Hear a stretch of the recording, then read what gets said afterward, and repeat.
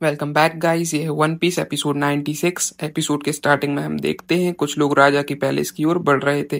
तभी कुछ सिपाही आकर उन्हें रोक लेते हैं। फिर वो लोग कहते हैं कि प्लीज हमें राजा से मिलने दो, पर वो सिपाही उन्हें रोक रहे थे। तभी वहां पर अचानक से किंग कोबरा आ जाते हैं। फिर किंग कोबरा उन सभी से कहते हैं कि जो भी कुछ हो रहा है उसमें वो उनकी मदद तो नहीं कर सकते, पर वो उनकी शिकायतें सुनने के लिए तैयार हैं। फिर वो सभी से वादा करते हैं कि वो इस कंट्री को पहले जैसा खुशहाल बना कर रहेंगे। फिर किंग कोबरा बीवी को याद करते हुए कहते हैं, मुझे ये तो नहीं पता कि तुम कहाँ हो, पर मुझे उम्मीद है कि तुम ठीक होगी। फिर हम देखते हैं हमारे स्ट्रॉ हैट्स को। तभी बीबी नामी से बोलती है कि हमें शिप को थोड़ी देर के लिए रोकना होगा, मुझे कारू को एक मिशन पर भेजना है। फिर बीबी कारू को एक लेटर देती है और बोलती है कि ये लेटर मेरे फादर तक पहुंचा दो। वो बताती है कि इसमें उसने क्रोकोडाइल और ब्रूक वर्क्स के प्लान्स के बारे में लिखा है और वो जल्दी अपने दोस्तों को लेकर एलावेस्टा पहुंचेगी। फिर कारू वो लेटर लेकर वहां से चला जाता है। तभी जोरो बोलता है कि मुझे पता नहीं था क्रोकोडाइल एलावेस्टा में है। फिर बोलता है, मुझे नहीं लगता क्रोकोडाइल राजा बनना चाहता है, मुझे लगता है उसका कुछ बड़ा प्लान है। फिर हम देखते हैं क्रोकोडाइल को मिस ऑल संडे उसे बताती है कि नानुहाना में जो शिप्स थी किसी ने उसे पूरे तरीके से बर्बाद कर दिया है। फिर क्रोकोडाइल बोलता है कि कोई बात नहीं, हमारे पास बिलियंस की कोई भी कमी नहीं है, पर अगर कोई मेरी बात नहीं मानता है तो उसे मिटा कर रख दो। फिर वो बोलती है कि मैंने पहले ही लिजर्ड रनर्स को बाकियों को बताने के लिए भेज दिया है। फिर हमारे स्ट्रॉ हैट डेजर्ट की ओर जाने वाले थे। तभी वहां पर कुछ नए दोस्त आ जाते हैं। फिर चॉपर बताता है कि पहले हमें इन्हें हराना होगा, तभी हम आगे जा सकते हैं। फिर वो सब उनसे लड़ने जाता है, पर वो तुरंत ही ढेर हो जाता है। उसके बाद लूफी जाता है और वो उनके लीडर को हरा देता है। उसके बाद वो लूफी को अपना मास्टर समझने लगते हैं। फिर लूफी उन्हें अपना सारा खाना दे देता है और उन्हें बाय बोलकर वो लोग डेजर्ट की ओर जाने लगते हैं। फिर सभी लोग लूफी से कहने लगते हैं कि तुम्हारी वजह से हमारा सारा खाना चला गया, अब हम डेजर्ट में क्या करेंगे।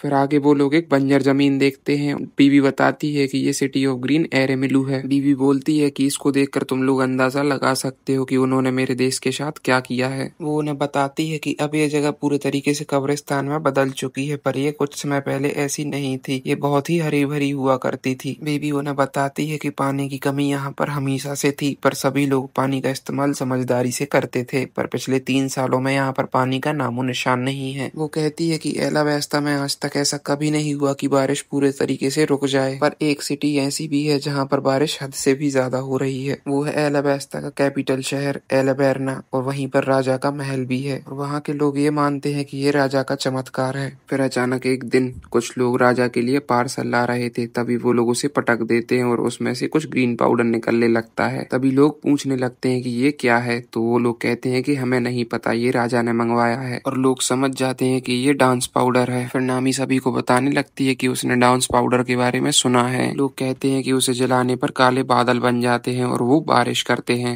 तभी लूफी बताता है कि वो इस बारे में जानता है। फिर वो सब बोलता है कि डांस पाउडर इस कंट्री के लिए परफेक्ट रहेगा। फिर नामी उन सबको समझाती है कि डांस पाउडर कैसे वर्क करता है। वो बताती है कि जिस भी कंट्री में डांस पाउडर यूज करते हैं उसके आसपास की कंट्रीज में सूखा पड़ जाता है, इसी कारण से उसके बनाने और इस्तेमाल करने पर पाबंदी है। फिर बीबी सभी को बताती है कि सभी लोग समझते हैं कि उसके पिता डांस पाउडर यूज करके शहर में बारिश करवा रहे थे, इसलिए सब उनको झूठा समझते हैं। वो बताती है कि उसके पिता निर्दोष हैं, पर बहुत सारा डांस पाउडर उनके राजमहल से मिला, जिस वजह से सभी लोग उन पर शक करते हैं।